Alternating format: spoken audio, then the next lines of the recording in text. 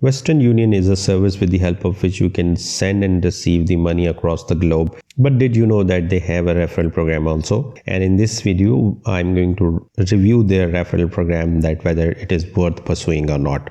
So if you're interested, then you should keep watching. So on the Western Union page, once you will go that in their menu, you would see that there's an option of refer a friend. Once you'll click that, it will take you to this page. So whenever you refer your friend to the Western Union, you would earn the reward. Rather, not only you, both of you would earn $20 or Amazon gift card, and there is a static code. This means that the Amazon terms and condition would apply, but there is a limit to this reward. You can refer up to 25 friends to Western Union, and then you will get rewarded for Amazon gift card for every friend you refer. So which means that you can earn up to a maximum of $500 of Amazon e-gift cards with the help of their referral program. In addition to that, whomsoever you would refer to the Western Union, they will also get a $20 of Amazon gift cards. So you have to follow the 3 simple steps. The first one is that you have to go to the